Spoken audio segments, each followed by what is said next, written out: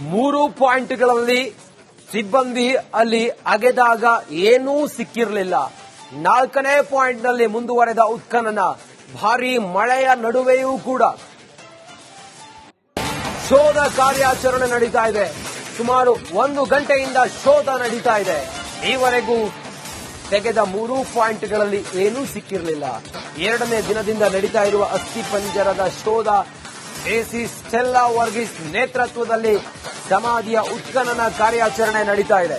ಧರ್ಮಸ್ಥಳದಿಂದ republic ಕನ್ನಡದ ಅತಿ ದೊಡ್ಡ ತಂಡ ನೇರ ಸಂಪರ್ಕದೊಂದಿಗೆ ಅಥವಾ ನೇರ ಪ್ರಸಾರದೊಂದಿಗೆ ಅಲ್ಲಿನ ಕ್ಷಣದ ಮಾಹಿತಿಯನ್ನ ನೀಡ್ತಾ ಇದೆ. ಗ್ರೌಂಡ್ ರಿಪೋರ್ಟ್ ಅನ್ನ ನೀಡ್ತಾ ಇದೆ. ನಮ್ಮ 3 ಜನ ಪ್ರತಿನಿಧಿಗಳು, ದಿನೇಶ್ ಕಾಶಿಪಟ್ನ ದಕ್ಷಿಣ ಕನ್ನಡದ ಪ್ರತಿನಿಧಿ, ಹಾಗೆ ನಮ್ಮ ಮಾರುತಿ ಕೂಡ ಆ ಸ್ಥಳದಲ್ಲಿದ್ದು ಅಲ್ಲಿನ ಕಂಪ್ಲೀಟ್ ಗ್ರೌಂಡ್ ರಿಪೋರ್ಟ್ ಅನ್ನು ನೀಡ್ತಾ ಇದ್ದಾರೆ. ಹಾಗೆ ನಮ್ಮ ಸೀನಿಯರ್ ರಿಪೋರ್ಟರ್ ಅಭಿಷೇಕ್ ಕೂಡ ನೇರ ಸಂಪರ್ಕದಲ್ಲಿ ಅಲ್ಲಿಂದ ಹೆಚ್ಚಿನ ಡೀಟೇಲ್ಸ್ ಅನ್ನು ಕೊಡ್ತಾರೆ. ಈ ಕ್ಷಣಕ್ಕೆ ಈಗ ಅಭಿಷೇಕ್ ಇದ್ದಾರೆ. ಅಭಿಷೇಕ್, ತಾವೀಗ ಯಾವ ಸ್ಥಳದಲ್ಲಿದ್ದೀರಿ? 4ನೇ ಗುಂಡಿಯನ್ನು ಅಗಿತಾ ಇದ್ದಾರೆ. ಈಗ ಈ ಹೊತ್ತಿನವರೆಗೂ ಕೂಡ ಏನಾದ್ರೂ ಮಾಹಿತಿ ಸಿಕ್ಕಿದೆಯಾ? ಮತ್ತೆ ಸುಜಾತ ಪರವಾದ ವಕೀಲರು ಅಲ್ಲಿ ರವಿಕೆಯ ಹರಿದ ಚೂರು ಸಿಕ್ಕಿದೆ ಅಂತ ಹೇಳಿದ್ದಾರೆ, ಐಡಿ ಕಾರ್ಡ್ ಸಿಕ್ಕಿದೆ ಅಂತ ಹೇಳಿದ್ದಾರೆ, 52 ಶವಗಳಿದೆ ಅನ್ನೋದ್ರ ಬಗ್ಗೆಯೂ ಕೂಡ ಅವ್ರು ಹೇಳಿರುವಂತ ಮಾತು. ಸದ್ಯ ಏನಿದು ಎತ್ತ ಸಾಗ್ತಾ ಇದೆ ತನಿಖೆಯ ಹಾದಿ? ಅಭಿಷೇಕ್, ರಂಜಿತ್, ಈ ಸದ್ಯದ ಮಟ್ಟಿಗೆ ನಾನು ನೇತ್ರಾವತಿ ನದಿಯ ಪಾತ್ರದಲ್ಲಿರುವಂತದ್ದು. ನೇತ್ರಾವತಿ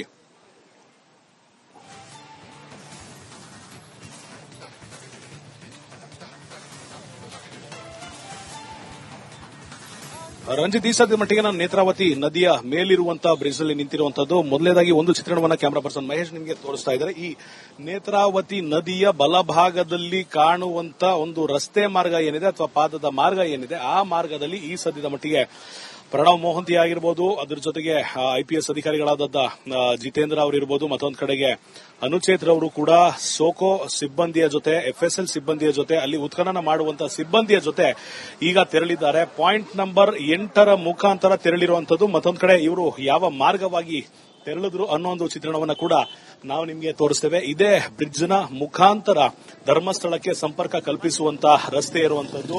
ದೃಶ್ಯದಲ್ಲಿ ನಮಗೆ ಈ ಒಂದು ಭಾಗದಲ್ಲಿ ಜನಸಂದಣಿ ಹೆಚ್ಚಾಗಿರುವಂತಹ ದೃಶ್ಯ ನಾವು ನೋಡ್ತಾ ಇದ್ದೇವೆ. ಇದೇ ಜನಸಂದಣಿ ಹೆಚ್ಚಾಗಿರುವಂತಹ ಪ್ರದೇಶದ ಕೆಳಭಾಗದಲ್ಲಿ ಇಳಿದು ಅಧಿಕಾರಿಗಳು ಹೋಗೋದಕ್ಕೆ ಅವಕಾಶ ಇರುವಂತದ್ದು. ಮತ್ತೊಂದು ಭಾಗವನ್ನ ನಾವು ನಿಮಗೆ ತೋರಿಸಬೇಕಾಗಿರುವಂತದ್ದು. ಈ ಮಾರ್ಗ ಈಗ ಏನ್ ತೋರಿಸ್ತಾ ಇದ್ದೇವೆ, ಕಾಲುದಾರಿ ನಿಮಗೆ ಏನು ಕಾಣ್ತಾ ಇದೆ, ಇದೇ ಕಾಲುದಾರಿಯ ಮುಖೇನ ಅಧಿಕಾರಿ ಹಾಗೂ ಸಿಬ್ಬಂದಿ ವರ್ಗ ಈಗ ಹೋಗಿ ಸುಮಾರು 1 ಗಂಟೆ ಆಗಿದೆ. ಧರ್ಮಸ್ಥಳದಲ್ಲಿ ನಾನು ಕಳೆದ ಅನೇಕ ದಿನಗಳಿಂದ ಇಲ್ಲಿ ವರದಿ ಮಾಡ್ತಿರುವಂತೆ ಮಳೆ ಯಾವಾಗ ಬರುತ್ತೆ, ಬಿಸಿಲು ಯಾವಾಗ ಬರುತ್ತೆ ಅನ್ನೋ ಒಂದು ನಾವು ಮುನ್ಸೂಚನೆಯನ್ನ ಪಡೆಯೋದು ಕಷ್ಟ ಆಗುತ್ತೆ. ಅಷ್ಟರ ಮಟ್ಟಿಗೆ ವ್ಯತಿರಿಕ್ತವಾದ ವಾತಾವರಣ ಇಲ್ಲಿರೋದ್ರಿಂದ ನಿನ್ನೆ ಈ ಒಂದು ಶೋಧ ಕಾರ್ಯಾಚರಣೆ ತಡವಾಗಿ ಆರಂಭವಾಗಿತ್ತು. ಇವತ್ತು ಯಾವುದೇ ಕಾರಣಕ್ಕೂ ಆ ರೀತಿ ಆಗಬಾರದು ಅನ್ನೋ ಒಂದು ನಿಟ್ಟಿನಲ್ಲಿ ಅತ್ಯಂತ ವೇಗವಾಗಿ ಈ ಒಂದು ಕಾರ್ಯಾಚರಣೆಯನ್ನ ಮಾಡಬೇಕು ಅನ್ನೋ ಒಂದು ಉದ್ದೇಶದಿಂದಾಗಿ ಇವತ್ತು ಬೆಳಿಗ್ಗೆ ಸುಮಾರು 10:30-11 ಗಂಟೆ ಅಷ್ಟೊತ್ತಿಗೆಲ್ಲ ಈ ಒಂದು ಉತ್ಖನನ ಕಾರ್ಯ ಆರಂಭ ಆಗಿರುವಂತದ್ದು. 3 ಪಾಯಿಂಟ್ಗಳಲ್ಲಿ, ಅಂದ್ರೆ ಪಾಯಿಂಟ್ 1 ನಲ್ಲಿ ನಿನ್ನೆ ಸುಮಾರು 15 ಅಡಿ ಅಗಲ 8 ಅಡಿ ಆಳದ ಗುಂಡಿಯನ್ನ ತೆಗೆಯಲಾಗಿತ್ತು. ಇದಾದ ನಂತರ ಅಲ್ಲಿ ಯಾವ ವ್ಯಕ್ತಿಯ ಅಸ್ಥಿಪಂಜರ ಆಗಿರಬಹುದು, ಕಳೆಬರ ಪತ್ತೆ ಆಗಿರಲಿಲ್ಲ. ಆದರೆ ಇವತ್ತು ಸಿಕ್ಕಂತ ಅಪ್ಡೇಟ್ ಅಂದ್ರೆ ಅಧಿಕೃತವಾಗಿ ಎಸ್ಐಟಿ ಅಧಿಕಾರಿಗಳು ಯಾವುದೇ ಮಾಹಿತಿಯನ್ನ ನೀಡದೇ ಇದ್ರೂ ಕೂಡ ಇಲ್ಲಿ ಒಂದು ಮಹಿಳೆಗೆ ಸಂಬಂಧಪಟ್ಟಂತ ಒಂದು ರವಿಕೆ ಆಗಿರ್ಬೋದು, ಒಂದು ಐಡಿ ಕಾರ್ಡ್ ಅಂದ್ರೆ ಪ್ಯಾನ್ ಕಾರ್ಡ್ ಆಗಿರ್ಬೋದು, ಒಬ್ಬ ಪುರುಷನಿಗೆ ಸಂಬಂಧಪಟ್ಟಂತ ಒಂದು ಎಟಿಎಂ ಲಭಿಸಿದೆ ಅನ್ನೋ ಒಂದು ಮಾಹಿತಿ ಸದ್ಯದ ಮಟ್ಟಿಗೆ ಸಿಕ್ತಿರುವಂತದ್ದು. ಮತ್ತೊಂದು ಕಡೆ ಇಲ್ಲಿ ಇದೇ ಮಾರ್ಗವಾಗಿ ಎಕ್ಸಾಕ್ಟ್ಲಿ ಆ ಲೊಕೇಶನ್ ಅನ್ನ ನಾವು ನಿಮಗೆ ತೋರಿಸ್ತೇವೆ. ಈ ರಸ್ತೆಯ 3 ಭಾಗಗಳಲ್ಲಿ ಆ ಅನಾಮಧೇಯ ವ್ಯಕ್ತಿ ಪಾಯಿಂಟ್ಗಳನ್ನು ಗುರುತಿಸಿರೋದನ್ನ ಎಸ್ಐಟಿಯ ಅಧಿಕಾರಿಗಳು ಮಾರ್ಕ್ ಮಾಡಿರುವಂತದ್ದು. ಮತ್ತೊಂದು ಭಾಗದಲ್ಲಿ ಇಲ್ಲಿ ಪೊಲೀಸರಲ್ಲಿ ನಿಂತಿದ್ದಾರೆ. ಈ ಮಾರ್ಗವಾಗಿ ಆ ಅನಾಮಧೇಯ ವ್ಯಕ್ತಿಯನ್ನ ಮಾರ್ಗವಾಗಿ ಕರೆದುಕೊಂಡು ಹೋಗಲಾಗಿರುವಂತಹ ಚಿತ್ರಣ. ಇನ್ನೇನು ಕೆಲವೇ ಗಂಟೆಗಳಲ್ಲಿ 4ನೇ ಪಾಯಿಂಟ್ ಅಂತ ಏನ್ ಹೇಳ್ತೇವೆ, ಗುರುತಿಸಿರುವಂತ 4ನೇ ಸ್ಪಾಟ್ ನಲ್ಲಿ ಉತ್ಖನನ ಮಾಡೋದಕ್ಕೆ ಅಧಿಕಾರಿಗಳು ಸಿಬ್ಬಂದಿಯನ್ನ ಕರೆದುಕೊಂಡು ಹೋಗಿದ್ದಾರೆ. ಇಲ್ಲಿ ಏನೆಲ್ಲ ಕುರುಹುಗಳು ಪತ್ತೆಯಾಗುತ್ತೆ ಅನ್ನೋದನ್ನ ನೋಡಬೇಕಾಗುತ್ತೆ. 2 ರೀತಿಯಾದಂತ ಚಿತ್ರಣವನ್ನ ನಾವಿಲ್ಲಿ ನೋಡ್ತಾ ಇದೀವಿ ರಂಜಿತ್. ಒಂದು ಕಡೆ ನದಿ ಪಾತ್ರದ ಪಕ್ಕದಲ್ಲಿ ಇರೋದ್ರಿಂದ ಯಾವುದೇ ವ್ಯಕ್ತಿಯ ಒಂದಿಷ್ಟು ನೇತ್ರಾವತಿ ನದಿಯಲ್ಲಿ ಸ್ನಾನ ಮಾಡಲಿಕ್ಕೆ ಬರುವಂತವರು ಬಟ್ಟೆಗಳನ್ನ ಬಿಡುವಂತ ಸಂಪ್ರದಾಯವನ್ನ ಹೊಂದಿದ್ರೆ ಆ ಒಂದಿಷ್ಟು ಬಟ್ಟೆಗಳು ಕೂಡ ಇಲ್ಲಿ ಬಂದು ಸೇರಿರುವಂತಹ ಸಾಧ್ಯತೆಯನ್ನ ನಾವು ಅಲ್ಲಗಳೆಯುವಂತಿಲ್ಲ. ಮತ್ತೊಂದು ಕಡೆ ನಿನ್ನೆಯಿಂದ ಇವತ್ತಿನವರೆಗೂ 4ನೇ ಗುಂಡಿ ಆಗಿದೆ. ಆ 4 ಗುಂಡಿಗಳನ್ನ ತೆರೆದಂತ ಸಂದರ್ಭದಲ್ಲಿ ಯಾವುದೇ ವ್ಯಕ್ತಿಯ ಅಸ್ಥಿಪಂಜರ ಆಗಿರಲಿ, ಕಳೆಬರಹ ಆಗಿರಲಿ ಏನೂ ಸಿಗದೇ ಇರೋದ್ರಿಂದ ಒಂದು ಪ್ರಾಕ್ಟಿಕಲ್ ಅಂಶವನ್ನು ಗಮನಿಸಬೇಕಾಗುತ್ತೆ. 2020ರಲ್ಲಿ ಧರ್ಮಸ್ಥಳದಲ್ಲಿ ಜೋರಾದ ಮಳೆ ಆಗಿತ್ತು, ಲ್ಯಾಂಡ್ ಸ್ಲೈಡ್ ಆಗಿತ್ತು. ಈ ಲ್ಯಾಂಡ್ ಸ್ಲೈಡ್ ಆದಂತ ಸಂದರ್ಭದಲ್ಲಿ ಆ ಭೂಮಿಯ ಆಳ ಮತ್ತಷ್ಟು ಹೆಚ್ಚಾಗಿರೋದಂದ್ರೆ ಆ ವ್ಯಕ್ತಿ ಹೂತಿಟ್ಟಂತ, ಒಂದು ವೇಳೆ ಆ ವ್ಯಕ್ತಿ ಹೇಳ್ತಿರುವಂತದ್ದು ನಿಜವೇ ಆಗಿದ್ರೆ, 2014ರಲ್ಲಿ ಆತ ಹೂತಿಟ್ಟಿದ್ದೇ ನಿಜವಾಗಿದ್ರೆ ಆವತ್ತು ಹೂತಂತ ಸಂದರ್ಭದಲ್ಲಿ 6 ಅಡಿ ಕೆಳಗಡೆ ಹೂತಿದೆ ಅಂತ ಹೇಳಿದ್ದಾನೆ. ಮಳೆ ಬಂದಂತ ಸಂದರ್ಭದಲ್ಲಿ ನೆಲದ ಮೇಲೆ ಕನಿಷ್ಠ ಪಕ್ಷ ಸಾಯಿಲ್ ಎರೋಷನ್ ಆಗಿ 2 ರಿಂದ 3 ಅಡಿಯಷ್ಟು ಮಣ್ಣು ಸೇರಿರಬಹುದು.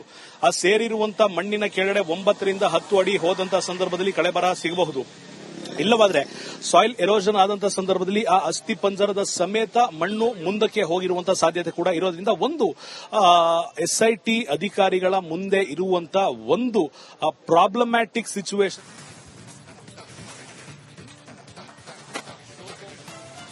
ನಮ್ಮ ಪ್ರತಿನಿಧಿ ಅಭಿಷೇಕ, ಈ ಹೊತ್ತಿಗೆ ಅಲ್ಲಿ ಕಾರ್ಯಾಚರಣೆ ಹೇಗೆ ನಡೀತಾ ಇದೆ? ಈ ಮಳೆಯ ನಡುವೆಯೂ ಕೂಡ 4ನೇ ಗುಂಡಿಯನ್ನ ಅಗಿತಾ ಇದ್ದಾರೆ. ಅಲ್ಲಿ ಏನೇನ್ ಸಿಕ್ತು ಅನ್ನೋದ್ರ ಬಗ್ಗೆ ಹೇಳ್ತಾ ಇದ್ದಾರೆ. ಒಂದು ಮಹಿಳೆಯ ಹರಿದ ರವಿಕೆ ಸಿಕ್ಕಿದೆ, ಅದರ ಜೊತೆಗೆ ಐಡಿ ಕಾರ್ಡ್ ಸಿಕ್ಕಿದೆ.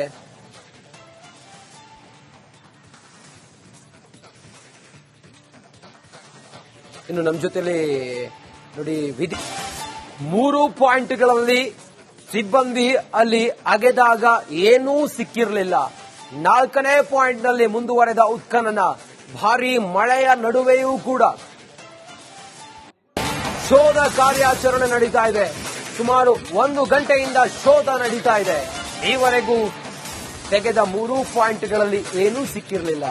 2ನೇ ದಿನದಿಂದ ನಡೀತಾ ಇರುವ ಅಸ್ಥಿ ಪಂಜರದ ಶೋಧ. ಎಸಿ ಸ್ಟೆಲ್ಲಾ ವರ್ಗೀಸ್ ನೇತೃತ್ವದಲ್ಲಿ ಸಮಾಧಿಯ ಉತ್ಖನನ ಕಾರ್ಯಾಚರಣೆ ನಡೀತಾ ಇದೆ. ಧರ್ಮಸ್ಥಳದಿಂದ ರಿಪಬ್ಲಿಕ್ ಕನ್ನಡದ ಅತಿ ದೊಡ್ಡ ತಂಡ ನೇರ ಸಂಪರ್ಕದೊಂದಿಗೆ ಅಥವಾ ನೇರ ಪ್ರಸಾರದೊಂದಿಗೆ ಅಲ್ಲಿನ ಕ್ಷಣದ ಮಾಹಿತಿಯನ್ನ ನೀಡ್ತಾ ಇದೆ. ಗ್ರೌಂಡ್ ರಿಪೋರ್ಟ್ ಅನ್ನ ನೀಡ್ತಾ ಇದೆ.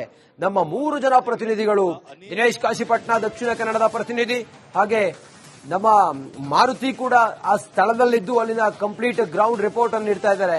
ಹಾಗೆ ನಮ್ಮ ಸೀನಿಯರ್ ರಿಪೋರ್ಟರ್ ಅಭಿಷೇಕ್ ಕೂಡ ನೇರ ಸಂಪರ್ಕದಲ್ಲಿ ಅಲ್ಲಿಂದ ಹೆಚ್ಚಿನ ಡೀಟೇಲ್ಸ್ ಅನ್ನ ಕೊಡ್ತಾರೆ. ಈ ಕ್ಷಣಕ್ಕೆ ಈಗ ಅಭಿಷೇಕ್ ಇದ್ದಾರೆ.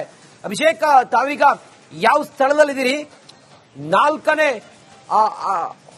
ಗುಂಡಿಯನ್ನು ಅಗಿತಾ ಇದ್ದಾರೆ. ಈಗ ಈ ಹೊತ್ತಿನವರೆಗೂ ಕೂಡ ಏನಾದ್ರೂ ಮಾಹಿತಿ ಸಿಕ್ಕಿದೆಯಾ? ಮತ್ತೆ ಸುಜಾತ ಪರವಾದ ವಕೀಲರು ಅಲ್ಲಿ ರವಿಕೆಯ ಹರಿದ ಚೂರು ಸಿಕ್ಕಿದೆ ಅಂತ ಹೇಳಿದ್ದಾರೆ, ಐಡಿ ಕಾರ್ಡ್ ಸಿಕ್ಕಿದೆ ಅಂತ ಹೇಳಿದ್ದಾರೆ, 52 ಶವಗಳಿದೆ ಅನ್ನೋದ್ರ ಬಗ್ಗೆಯೂ ಕೂಡ ಅವ್ರು ಹೇಳಿರುವಂತ ಮಾತು. ಸದ್ಯ ಏನಿದು, ಎತ್ತ ಸಾಗ್ತಾ ಇದೆ ತನಿಖೆಯ ಹಾದಿ? ಅಭಿಷೇಕ್, ರಂಜಿತ್, ಈ ಸದ್ಯದ ಮಟ್ಟಿಗೆ ನಾನು ನೇತ್ರಾವತಿ ನದಿಯ ಪಾತ್ರದಲ್ಲಿರುವಂತದ್ದು. ನೇತ್ರಾವತಿ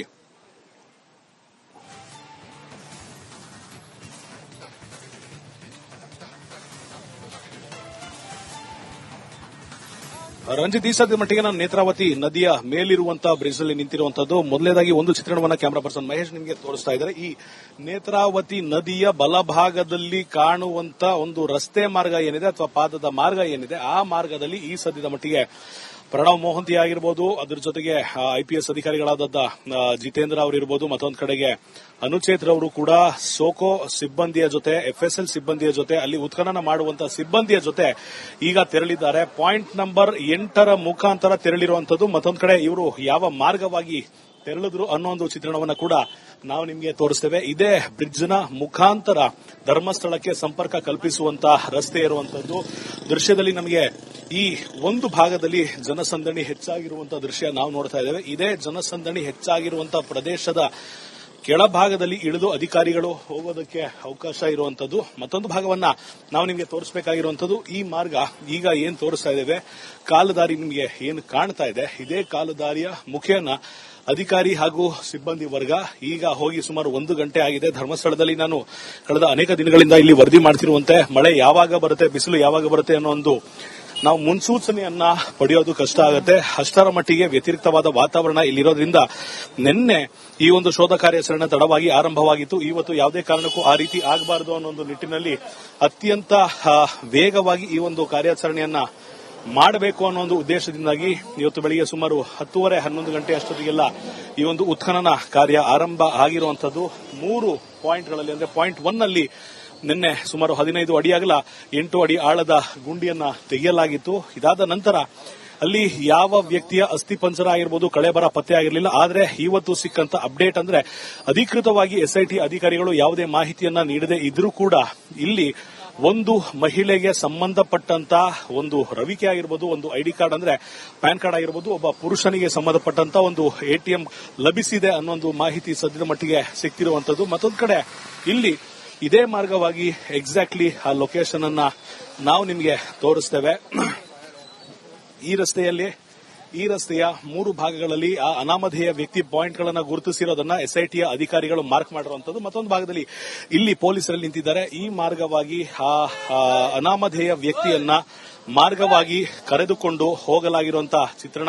ಇನ್ನೇನು ಕೆಲವೇ ಗಂಟೆಗಳಲ್ಲಿ 4ನೇ ಪಾಯಿಂಟ್ ಅಂತ ಏನ್ ಹೇಳ್ತೇವೆ, ಗುರುತಿಸಿರುವಂತ 4ನೇ ಸ್ಪಾಟ್ ನಲ್ಲಿ ಉತ್ಖನನ ಮಾಡೋದಕ್ಕೆ ಅಧಿಕಾರಿಗಳು ಸಿಬ್ಬಂದಿಯನ್ನ ಕರೆದುಕೊಂಡು ಹೋಗಿದ್ದಾರೆ.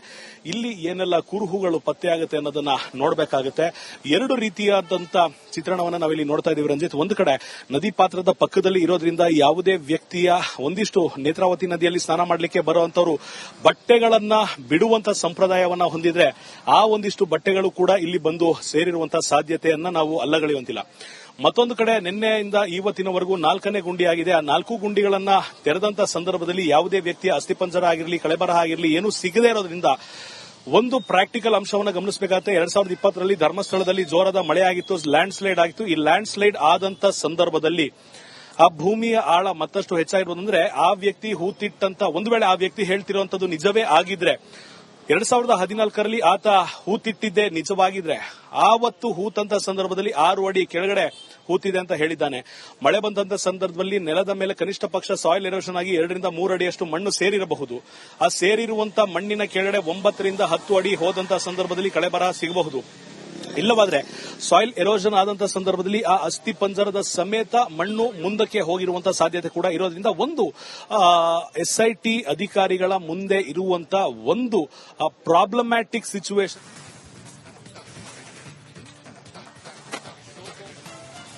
ನಮ್ಮ ಪ್ರತಿನಿಧಿ ಅಭಿಷೇಕ, ಈ ಹೊತ್ತಿಗೆ ಅಲ್ಲಿ ಕಾರ್ಯಾಚರಣೆ ಹೇಗೆ ನಡೀತಾ ಇದೆ?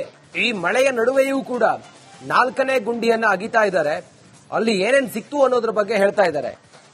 ಒಂದು ಮಹಿಳೆಯ ಹರಿದ ರವಿಕೆ ಸಿಕ್ಕಿದೆ, ಅದರ ಜೊತೆಗೆ ID ಕಾರ್ಡ್ ಸಿಕ್ಕಿದೆ.